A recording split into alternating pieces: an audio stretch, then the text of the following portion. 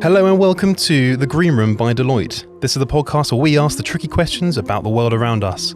I'm George Parrett, and today we're asking, how much are we prepared to share for an easy life?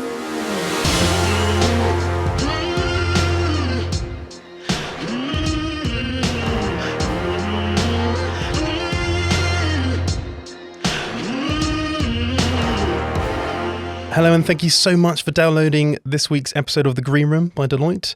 We're back for season 3, amazingly enough. I'm not sure how that's happened, but back by popular demand, I'm sure. As ever, I'm joined by a co-host, and this week I'm joined by the wonderful Ethan Worth. How are you, Ethan? Yeah, great, George. It's great to be back. It's been a few months since I was in the studio, so raring to go. Yes, I think they've locked us up for a couple of months and they've dusted us off, but we're back here to tackle some of the tricky questions about the world around us. And today we're asking all about data. And I think we all experienced the fact that, over the last few years, we've been becoming much more digital, much more data driven as a civilization. And it's quite difficult to exist now in a world without having to share personal data. So we're going to talk about that and how data has made our lives easier and what some of the kind of pitfalls are around sharing data today. But obviously we need some experts to talk us through that. So who do we have in the studio with us, Ethan? We're joined by Peter Gooch. Peter is a partner in cyber risk services. He specializes in privacy, data protection, and information and cybersecurity. Hi, Peter. Morning. And we're also joined by Susia Sharawi. Susie is a director in our risk advisory practice. She helps businesses develop security strategies and has led on complex security transformation programs. Hi, Susie. Hi there. And of course, we have our icebreaker. So every episode, we begin with an icebreaker challenge from our bucket. Well, not a challenge, exciting. a question. They haven't got rid of this yet. Still going into season 3. Okay, so this one is, what website or app doesn't exist, but you really wish it did? It's quite a tough one to start with. So my New Year's resolution was to bring in lunch more because, you can find yourself spending millions of pounds just by buying lunch all the time. So that's my little New Year's resolution. I've broadly kept to it as we've gone through the dark days of January. But my idea for it, the problem with bringing a packed lunch in is I always get a bit hungry at sort of 10, 11ish, and I start eating it, and then I'm hungry again by sort of mid-afternoon. So my app would be a kind of time security lock thing for your lunchbox, so that you can only open at a predetermined time. Nice. Maybe a fingerprint. Maybe we're talking about data transfer here, aren't we? But maybe between noon and 1 p.m. you can open your lunchbox and it's sort of connected to your phone that way. That will be my grand app. I'm sure it exists already, but but now it's recorded and then someone might take you up. Yeah, any copyright claims mine. So, yeah. No, I would share my data for that app for sure. Okay, well, I would actually combine my two loves, which is food and being spontaneous. So I'd probably want something like a restaurant roulette where you press a button and depending on the vicinity of where you are, it books you into a restaurant that you wouldn't typically try, maybe. Oh, right, yeah. That's high risk, though, surely, Well, I think there's a market for it. High risk, high reward. Yeah. Gosh, and where would I go with this one? So I have a 1.5-year-old and a 3.5-year-old. So podcasts are great. You can't see how tired I look. But some kind of app that lets me work out what on earth is going on with them.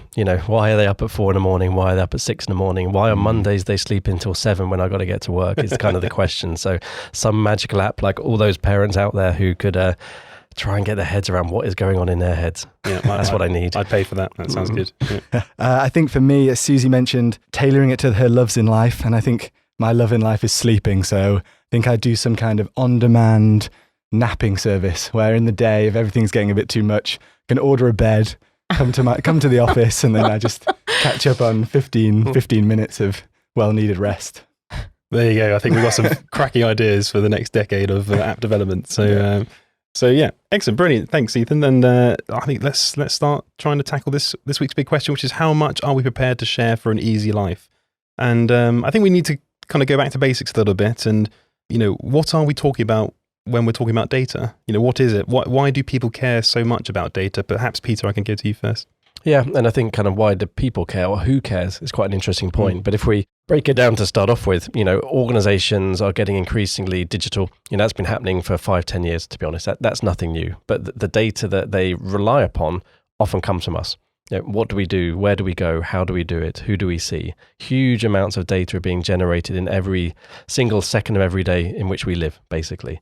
And this is what organizations are looking for. They're looking to harness that data. And the question then becomes kind of, well, why do they want it? What are they trying to do with it? How are they trying to do that with it? So it's massively valuable from that perspective, from a organizational perspective. It's also massively valuable when you think about cybercrime. Actually, there's a market for actually buying this data from thieves and rogue actors out there. So I guess that's kind of the crux of the challenge here. It strikes me as sort of knowledge is power, isn't it, I suppose? And data is knowledge of individuals or companies or groups. Is that right, Susie? Yeah, and I think also there's a piece here that it's about having things on demand. I think we've gotten so used to that feeling of being able to get anything you want with speed. And so there's a piece here that, customers want to get everything right now. And there's also a piece here where there are companies who are trying to meet that demand for us. So I think there's two parts being played, and we get more and more spoiled by the ability to, if you think about it, 3 years ago, did you really, Oyster? I used to have a little card, a physical thing. Now I just put my phone on it. And I think that consumption is becoming so useful. I can see how it could be something that people just keep feeling hungry for. And I think you've touched on it there, but maybe you can say a bit more about how our attitudes to data have changed over time, because it feels to me like this is becoming more and more of a hot topic and a prominent issue, and maybe why that is, and if that's in fact the case, or if it's always been something we've been concerned with. So, are our attitudes changing over time? And I think I agree to some extent they are. I think actually that's one of the problems we face here, that our attitudes are more aware. I think society as a whole is more aware about our data being collected. I think it'd be impossible not to be. I think we're more aware of how companies are maybe using our data. Are our attitudes changing in terms of how we want to control that? And I think that's, for me, where we're starting to get to a tipping point, because I don't think the general public really understands how their data is used, and I don't think they have much interest in understanding how their data is used. And that's where you get privacy geeks like me who kind of, dare I say, sometimes read the T's and C's and click the buttons and turn the cookies on and off. But I think the majority of people, as Susie said, are so keen to get to whatever they're trying to do with whatever product or service, they don't want to take the time to think this through. I'm definitely of that ilk about never ever reading terms and conditions. I think our Deloitte's mobile consumer survey found that 79% of smartphone users never or always or sometimes accept downloading something or without reading any terms and conditions at all. So I know I'm definitely in that bucket. But but it's, I think, is it about sort of private companies owning this data? Because governments have been collecting personal data for hundreds of years. I think the Doomsday Book. Were people angry about that when that first started happening? Is it because of that sort of trust, I suppose? I would probably say that there's something about our DNA that we like to collect, and we do it with our. I could look back in my drawers and I can still find years old of Christmas cards. Why do we do that? So I think there's something in the way that we are built that we are constantly collecting, and now it's actually transformed into something quite digital. I think the tricky thing is that in the wrong hands or being used in the wrong way. And I think that's the bit that perhaps consumers still feel maybe a little bit more trust in the bigger organizations, that they're just giving them a service rather than what they're actually doing with that data. Yeah, is that future potential? Going back to kind of the Doomsday Times, I'm sure they weren't thinking about how we're going to use this in the next couple of years to kind of maximize our marketing potential. But it was there. I think you get the safety blanket through hoarding stuff, through keeping stuff. But what we've seen in the last 10 or 15 years is those future potential uses. And I think that's what scares people in the know about it. And you said trust. Trust is really key. Do you trust the organizations you're sharing the data with? What are they going to do with it? Maybe nothing.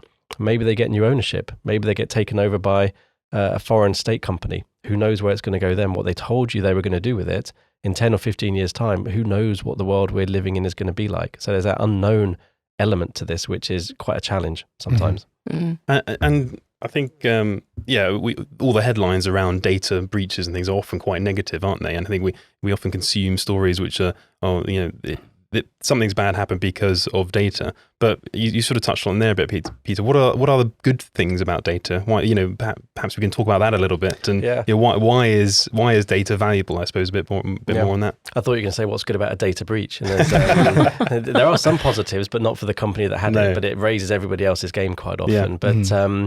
But there's massive positives around how we use the data. I got a recent kind of online kind of connected bike recently. My New Year's resolution, try and get a little bit fit again. And that's data driven all over the place in terms of what you like, the music you like. As a privacy geek, when I signed up for that, did I read the privacy terms? No, I wanted to get on the bike and start using it and see if there's any Meatloaf tracks that I could kind of spin along to, basically. But that's the value you get from it. There's things that you want to get from the data. It provides a service. It makes your kind of activity more fun, more interesting. You can connect with friends about it. You think about everything you're getting from it, which is fantastic as an experience that you would never have before, connected in a way like never before. You don't think about the downside typically. You're too keen to kind of get to that thing that you want to do. And how about in business? Do you think the growth of data has boosted the business world at all, or maybe just changed the landscape? Oh my God, I think it's probably changed the landscape quite a bit. And I think most companies that are not startups are having to deal with a bit of a technical deficit in terms of, let's just say you've got all this foundation that is built on physical assets, and then having to then quite rapidly transform their organizations to meet the demands. You're then in this space where you're having to take care of two different things and essentially trying to combine them. And that's really, really messy. So I think that's where companies, or many companies, are struggling with having to recognize that they have to make a big uplift in their infrastructure and the way they work, and actually the way that you educate people. Imagine telling an engineer that you're going to be using this computer and this system rather than pen and paper. And for some companies, that's still a real issue that they're having to face. And it's not just about IT, is it really? Because it's probably worth mentioning at this point that there's more of a cultural opportunity here as well within a big business. Internally, we've just launched a new campaign called Small Actions, Big Consequences, to get our people to think about the small actions they take on a daily basis and what the consequences are of their personal data, whether good or bad. So that's really interesting from a business point of view, and we sort of touched on obviously the benefits of data making our lives more convenient. But I think obviously we kind of need to balance that out with some of the risks. So what are the risks of giving our data away so frivolously? Yeah, and that's where it's there's the obvious things. If you give your data away to companies you don't know and don't trust, will they keep it secure? Will they look after it? Will they lose it? Will they get hacked? I guess that very first thing is actually someone else might get their hands on it who might want to sell it. Identity theft is the obvious stuff. So that kind of one of the big concerns around it, that cybersecurity angle. The secondary pieces, which I think people think less about, I touched on before, is the future uses. So actually we're giving data to companies that we trust, or maybe don't trust, because we just really want their services, but we don't think about it. Who knows in 10 years' time how that data will be used? Who will they sell it to when they're under pressure? When will they change their terms and conditions that you've already signed up to without thinking about? And suddenly 25,000 other third parties have access to that data to do what they want with it.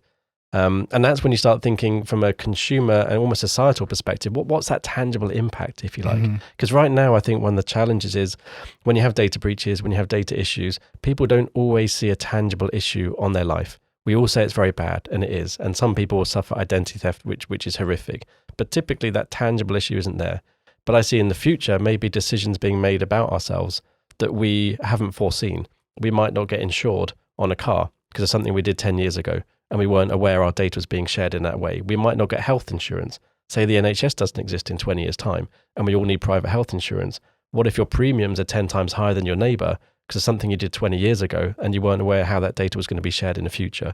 So this is kind of the dynamic, which could be seen as scaremongering, but we're trying to look into the future with what we're doing now. And it's great with hindsight to see what has happened, but the foresight to look at that is really, really challenging. I'd also say that, you have to ask yourself if the data is going to be used in a detective way, as Peter's talking about, stopping you from, getting insurance on your car or, health insurance. But I think on all of this stuff, the use of the data is, I always believe, maybe I'm being too optimistic here, but I do also think it's there to help with the preventative side. So, your blood pressure is high. Mm-hmm. Noticing those things early on can help you control it. And I think this is where the use of data can also be used for companies to help support the society and actually engage with it in a way where you're actually one step ahead of what could be something that could be quite detrimental to the individual. Yeah, and that's when the ethics come into this, which is kind of an increasingly interesting conversation about how your data is used. Because as I say, there's some massive positive things. You can detect kind of health conditions you never knew you would have before. Oh, but we won't insure you against them. So actually, would you rather have been insured and not know about it, or would you rather know about it and not be insured? And how do you make those decisions? And how do companies make those decisions in a way that we can understand and they're transparent? It's a fascinating kind of dilemma, I think, in the moment. Yeah, and I think the complexities that you're both discussing kind of shows how hard it is as a consumer to kind of figure out the cost of something. So for me, it feels a great value to just give away some data about my GPS location to be able to plan my trip to the cinema and use the city mapper. But I don't have that knowledge to actually weigh up what the true cost is. So I think that's an interesting point you made around people's knowledge, and maybe that's why people are so free to give away their data so easily. Yeah, and we shouldn't expect people to have that knowledge necessarily. You don't go to any other walk of life and say, well, you're watching TV, tell me how that TV's working. Yeah. It's an unreasonable kind of expectation that people should know all about this, but companies should be doing kind of a proportionate amount to inform people so they're not misleading them on it. But how far do you go is the question. Yeah, and then I guess there's also the regulatory side of things. So do you think it's perhaps government or some public body's job to know these things and regulate accordingly? And do you think they're able to keep pace? Good question on keeping pace. So lots of regulation exists. The kind of the famous GDPR, love it or hate it, was a step up from the regulation we had before about how companies use personal data. Not just keeping it secure, but being transparent about it, keeping it not for longer than you need it. A number of other requirements around kind of just using it in a way that we would want it to be used. Can it keep up with the pace of change? There's already been calls across Europe for a revision of GDPR, which have been pushed back to say already it's a bit out of date in terms of the modern technology. But again, look forward 10 years. Where are we going to be with technology? The rise of the robots, what's that going to mean in terms of our day-to-day lives? And how can we possibly predict now whether regulation will be fit for purpose in 10 years when it's almost impossible for us to predict what day-to-day lives might look like in 10 years? Yeah, and I wonder if we've really got an honest reflection of how organizations are running in terms of how they protect data, how they do their own security. And, with regulations, I wonder if there is a mismatch around what's actually achievable in a short period of time to bring up all companies to a specific maturity level and protect customer data. And then the other piece here is that cost, where does it go? Does that mean that trickles back into the consumer? And that actually, if we ask the consumer and they said, right, it's going to cost you X, but you now know for sure 100% that your data is safe, would they just say, well, you know what, I was kind of happy how it was before? I'm being a bit contentious here, but I don't, we're almost hoping, I think, for the future that when I pay for something, I'm expecting all taxes to already be included. I don't think about a percentage of what's gone in. And I think maybe there is a perception that security and privacy are things that are just baked into the initial costs that you are consuming as a customer. I think that's a really interesting point, Susie. Yeah, and the GDPR as a whole, it seems like that's quite fairly progressive in the world of data regulation. To actually get that over the line. And I think my recollection was actually when that did come to force. The number of emails I was getting from various random companies which you've sort of forgotten about. And that really was a bit of an eye-opener in terms of, oh God, I didn't know I still had my Bebo account open and things like that. But, At what point did you actually stop caring about the emails coming through, though? Well, I think that's the thing. I think, it depended on the brand and the company and things like that. But actually, you're right. There was almost a bit of a tsunami of these emails coming through. And actually, it was a bit of a losing battle, I think. Mm-hmm. So step into my world, and I created a folder and saved them all just so I could look back at the kind of wording they were using and how clear they were being. And sorry about that, everyone. But even leaving someone's business card on a table or something, that's a potential GDPR breach, isn't it? Which is quite an analog thing when you think about it. I may be wrong there, actually, Peter. Is that right? Oh, I could take a long time answering that one. There's some nuances that people debate around that. Ultimately, what's the impact? The regulation is all about, how do you prevent significant impact on individuals? So if you leave someone's business card on a table, actually, what is the impact to that individual? Could it technically be a breach? Maybe, if you really wanted to analyze it that way. But what this is trying to get at is preventing impact to people, kind of on a serious note. And that's where all the laws and regulations look at. If you have a breach, what's ultimately the impact on people? Have they been harmed? Is there distress? And that's what it's getting at. It's for us. It's for us as consumers to protect us, but it's complex. And then I guess how could you incentivize businesses to take the necessary precautions so it still works within their business model, but they're protecting consumers? So, for example, the Cambridge Analytica scandal, which I'm sure we've all heard of. One of the things that surprised me most was what happened to your data in Facebook around the ability for my friends to share all of my information. So it wasn't even me personally clicking on some terms and conditions. It was my social network friends. And until they were found out, it was perfectly profitable for them to continue that practice. So I guess what are some of the mechanisms that can incentivize businesses to use our data in a fair and responsible way? Yeah, for me, two things. Carrot and stick is the old kind of analogy you might use around this, but the stick is the regulation, and the regulation is there to make sure that organizations do the right thing, because without these guide rails in place, they may see the rush for profit and not the downside on individuals. And if no one's holding them to account, then why wouldn't they? Apart from obviously integrity and morality and that kind of stuff. Yeah. But then from the carrot perspective, I think we're in a situation now where consumers expect more.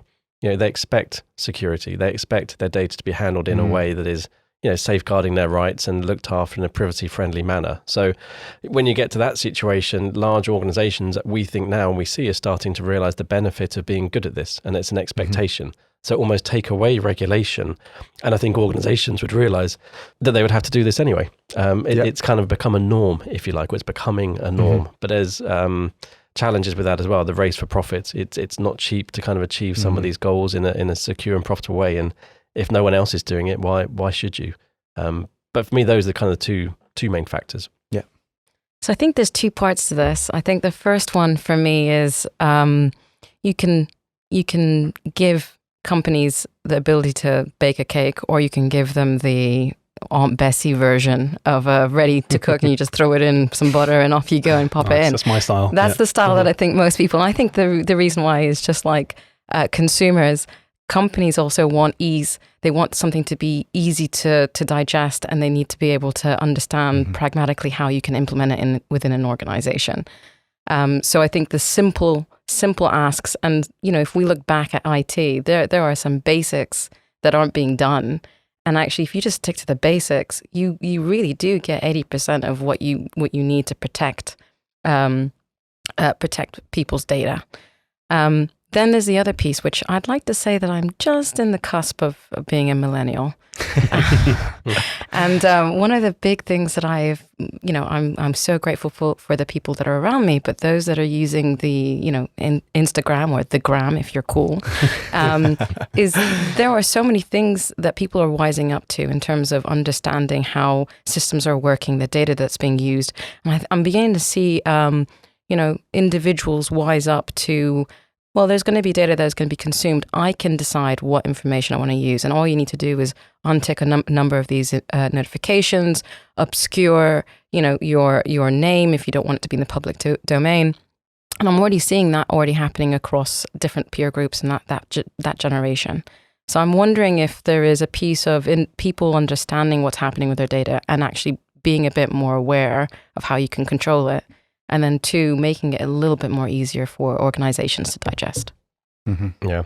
And then again, for me, it comes that tangible impact off the back of that. One example from a few years ago that one of our colleagues brought to my attention was he was ordering a pizza from a particular pizza place, and there's a sign on the counter and it said stuffed crust pizza not available due to a cyber attack. And I thought, that's it. That's the ultimate impact of a cyber attack. Stuffed crust pizzas aren't available. I'm guessing somewhere in the supply chain, stuff was caught up, couldn't get delivered. But then you're going, do you know what? I don't trust this company because I was desperate for a stuffed crust pizza. I'm going to go next door to the other company who have stuffed crust pizzas. They weren't part of a cyber attack, so all good. Yeah. But it's just that tangible impact. And I think, to Susie, your point, I completely agree. You share data quite willingly unless you start to realize the harmful impact it might have, because that's what's driving it. And years ago, we saw fairly young people who were 17, 18, getting their first jobs, and then things they'd posted on social media years ago were coming back to haunt them because they put something pretty inflammatory, maybe when they were 13, 14, whatever it was, no longer part of their core belief system. They've matured, they moved on, however you want to describe it, and yet they were getting jobs and then being denied them through that kind of search. So that kind of tangible impact, and now people are realizing what is okay to share, because it won't have an impact, basic stuff, or who they can share it with, friends, family, versus this open all broadcast society we had 5 years ago when everything was out there for everybody to see. Yeah. A lot comes down to trust. Another example I had a while ago was a kind of a mum and dad's website, kind of a generic one that you imagine is being set up in someone's front room as a forum for sharing all your kind of problems and ails and what's going on. I was on a train and it had quite a good cookie kind of control on it. So I thought, oh, it's interesting. Sadly, again, I'll test out their cookie functionality. And it said, click a button to list the third parties. And you're thinking, locally produced website, might have a couple on there for analytics or whatever. Over 350 third parties were opted in automatically for collecting my data. And that's where you've been before, where you've been after, the kind of things you're looking at. And you suddenly look back and step back from that website and go, well, hang on a minute. What's your purpose here? To that point, is your purpose to help me as a parent engage with other people, which I might have naively thought it was? Or is it actually that plus making tons of money from selling all my data to third parties? And then it makes you start to question when you delve a little bit beneath these and scratch the surface a little bit. And hopefully not everyone is like that. Every website is that cynical, but they're often kind of shrouded in, they're trying to make you believe in it, but they have different motivations. And with any luck, as to Susie's point, perhaps people are getting a bit more, woke to this, and they may their brand loyalty may change depending on the companies or brands which they associate with, which perhaps aren't solely just capturing data. So. And Peter, you mentioned earlier cyber attacks. I think we probably have to touch on what happens when it does go wrong. Is it really a big risk for companies? If you'd asked me this 5-10 years ago, a lot of the focus was on protecting personal data, kind of regulatory harm, impact of loss, identity theft. What we've seen in the last 5 years or so, maybe a bit longer, is those kind of catastrophic failures. And companies now are faced with two sides of this. They've got the big regulatory pressure, fines, customer trust, but then also things can go wrong to the extent where your business just stops working. And we've seen it over the last 2 or 3 years with particular examples where companies, on the brink of failure, because they just haven't been able to operate to one extent or another, whether it's a website that's serving customers, whether it's the whole business just out of action for weeks on end and not able to operate. So we see that as an increasingly, if not bigger, threat to companies than the regulatory side, because you'll have a limited tolerance for how long you can just not operate. That might be 4 weeks, it might be 6 weeks, it might be 8 weeks. But after that point, you might go completely out of business, unrecoverable. So it's huge from that perspective. And it might seem like scaremongering. 10 years ago, probably would have seen scaremongering that things can happen that stop your business. But we've seen it now. And everyone has seen these in the news. Example I would give actually kind of brings it to life a little bit. I was up in Scotland when one of the first ransomware outbreaks hit the NHS. And so my wife's family were there, and some of the family needed to go to hospital for various reasons regularly. And they said, I don't care if my personal data has been lost or not, will the hospital be open? And that's the kind of impact. Can I have the treatment that I need every 2 weeks or not? That's the kind of impact we're looking at now with these things. Yeah. And I guess, Susie, you were on the front line in 2017 helping Maersk get up and running. Do you think you could talk a bit about what that was like? Yeah, well, it was probably the biggest that I had seen. Over the last, it was pretty good for my waistline, but I actually lost something like 4.5 kilograms in that space of time of recovery. Wow. Because everybody was just hands on deck. There was a floor where, there was 100 and something people all working towards bringing back up this organization. And what had happened to Maersk? So they'd suffered a cyber incident that basically impacted all of their Windows estate. And for many organizations, that's a pretty critical part to their infrastructure. But what it meant was that their IT services, along with their operations, from going from their terminals to being able to actually put stuff onto their vessels and actually have them move, that was all taken to a complete halt. Now, what does that actually mean in terms of the impact? I mean, bananas didn't arrive in specific places. I'm being serious. Yeah. There was stuffed crust pizza. Stuffed crust pizza. There was no more. But no, seriously, it was not being able to have one of the biggest shipping companies move goods from one place to another. That had a significant impact on the industry, and it was certainly a wake up in terms of what you would typically think is a travel and logistics company is truly a digital company. And I would say what I take away from that experience is that these incidents are going to come thick and fast, and it's not the incident that people should be thinking about. What I thought was impressive and amazing about Maersk was that it wasn't yes, there's what's happened, but it was more, let's fix it. And let's focus on that. And I think that's the message, is these things are going to be coming all the time. And really our focus should be on not worrying about what's going to happen. Yes, there's a piece around controlling it and being, maturing your IT estate. But it's also, what's our resilience plan? How do we stay buoyant? Because that's what we're trying to do, is stay on demand for our customers and deliver on the promises of what you have as a service. And presumably, after a big attack like that, there's then a kind of challenge to win back some of the trust with your customers. How, as a business, would you go about building back some of that trust after suffering something like that? So I think what I've seen is the authentic, open, honest, and transparent discussions. No hiding behind the things are just down for a moment, or we're just doing some maintenance work. That's the sort of stuff that people tend to find a little bit frustrating.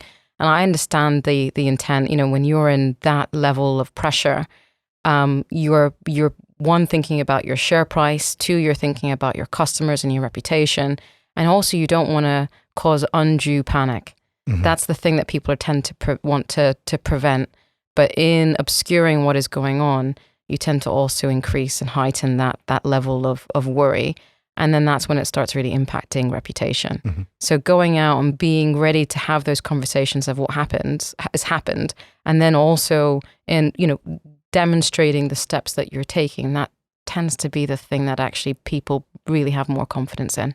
There's always that fine balance between, what's the net positive or negative, I suppose, with sharing data. And clearly there are lots and lots of benefits. It makes our lives easier. It's great for finding out, things around health and to make our lives better.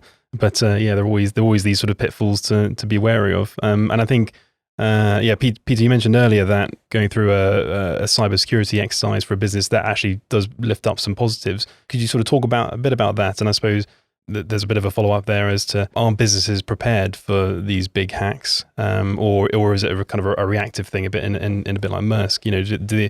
Is hindsight a powerful tool here, I suppose? Yeah, and from a company at a point in time, there's very little, if any, positives of being hacked or having some kind of incident. Often we talk to companies to say what they would really like is a near miss, because it actually kind of puts the frighteners on people and realizes how vulnerable either they are or could be, and what the impact might be. So the positives from this, I guess, is often a knock-on effect, because it look around the rest of the world and other organizations, and they stand back, maybe thinking, well, for the grace of God, that could have been us. So what do we now need to do to make sure that that's not us in the future? And we have a lot of that. We hear a lot of clients come to us post-breach in other organizations, similar industries, different industries, saying, we're nervous. We were fine this time, but that wasn't through any particular science. It was just we got lucky, potentially. So how do we now make sure we put ourselves in a better place long term? So there is a positive uplift that we see from that, but it's an arms race. The criminals are getting more sophisticated, technology is changing, organizations are getting bigger. This is one of the bigger challenges is we're not living in a fixed environment where you fix it and then you're sorted. Every week, month, year, there'll be innovation by the business that introduces more complexities to an organization that security teams have to try and keep up with. So it is a continual battle to do that. But the positives can be that if we look back to where security maturity was 10, 15 years ago, massively different story now, massively improved in almost every sector you can imagine. Some more than others, but the improvements are there, but it's not a job done. And this is the challenge I think many boards have, is they kind of think, well, we've invested in that. We spent a lot of money or hired a lot of people. We're done now, aren't we? But no, there's so much change going on that it's a topic that you just got to keep on top of. Yeah. I think certainly if I look back 8 years ago, there was more of a driver for everything. Just, it was a compliance driven thing. Let's just do a couple of tick boxes around what security controls we have. And we're comfortable now and we're safe. And I think certainly the conversation has become more dynamic and people are becoming more educated that this is just another risk, just like any type of socioeconomic risks that you have and that you're covering as a large organization or even a small one. And it's understanding the investments you're putting in. And I'm hoping that as we go through and we evolve, that this doesn't become every time there is something in the news that people panic. I really hope for organizations that that's not the tendency, because I don't want this to be a knee-jerk reaction. I want it to be baked into their DNA. Yeah. Have there been calls for just making all data available everywhere? Does that eliminate the value for hackers and criminals to own that data? But if everything was publicly available, does that negate things?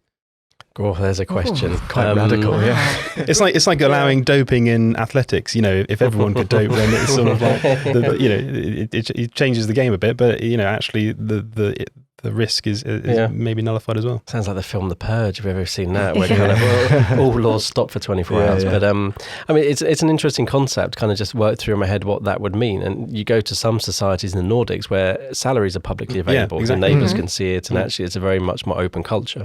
And for me, without avoiding the question completely, it strikes the kind of the real heart of the matter here, that everybody has a different perception on privacy. Some people will be incredibly guarded about absolutely everything. They won't share any details. They will not bank online for different reasons, but they hold their fundamental right to privacy so true to themselves that regardless if they've done anything to hide or not, they just do not want to share it. And you'll get other societies that just don't see that. You'll get individuals who say, well, I've done nothing wrong, I've got nothing to hide. But again, they're not thinking how that data may be used in the future to make decisions about themselves. And that's the thing, it's such a subjective topic. And some of it, even when you look at the privacy landscape in Europe, has its kind of foundings after World War II and the horrific atrocities there, and how the post-World War II, societies were set up, and how they really wanted to make sure the data was safeguarded because of all the monitoring that was happening before. So there's some real kind of fundamental long-term societal kind of groundings in what has led to this that it'll be almost impossible to move away from, because they've seen, albeit in a much less sophisticated way, how data can be misused. Should it all be made open? I think that'd be interesting experiment. I think it'd be horrific in many, many ways if we could look at everybody's internet browsing history and everywhere they shopped and everywhere they went. I think there'd be absolute chaos in society if we did it. There you go. So I actually, George, was given a challenge to sleuth on you. Really? To see how a secret challenge to see how much I could find online with just a quick Google. So I'm by no means a hacker. Yeah. Actually, George, you're pretty squeaky clean. Oh, really? Yeah. Oh, phew. You definitely come across. If that's the perception, then that's great. I've got some Please stuff. tell me there. they haven't done this for us. So your Twitter handle is dangerously sensible, which I think was quite apt, given that I couldn't really find anything that embarrassing.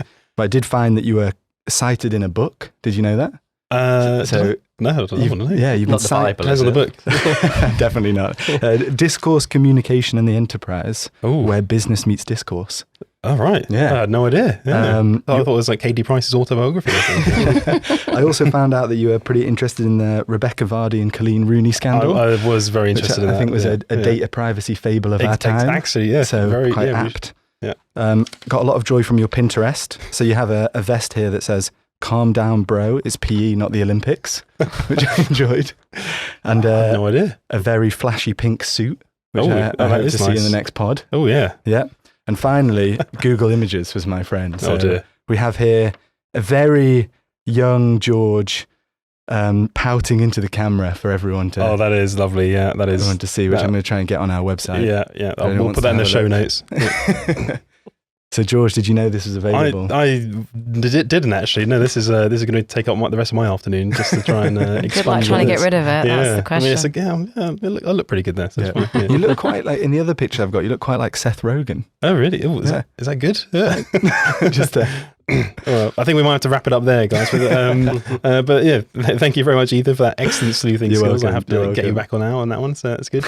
And Peter and Susie, thank you so much for sharing your insight. I think it's been a really interesting chat, really. I feel quite sorry for the copywriters of the terms and conditions messages, but other than that, I think it's been really, really insightful. And perhaps in a nutshell or in a couple of words, could you both answer this week's big question, which is how much are we prepared to share for an easy life? Susie? Ooh, I would probably say I'm prepared to share, but I do it willingly and of my own admission at the moment. Excellent. Peter? I'd be a bit more cryptic. I think I'd say increasingly less. Ooh. There you go. On that note, Thank you so much for coming, and thank you all for downloading this week's episode. Thanks for listening to this episode of The Green Room by Deloitte. We'll be back next time with another big question. This podcast is produced by our very own pod squad and hosted by George Parrett, Lizzie Elston and Ethan Worth. Thanks to our creative studio for their technical support. Original music by Ali Barrett from our consulting team.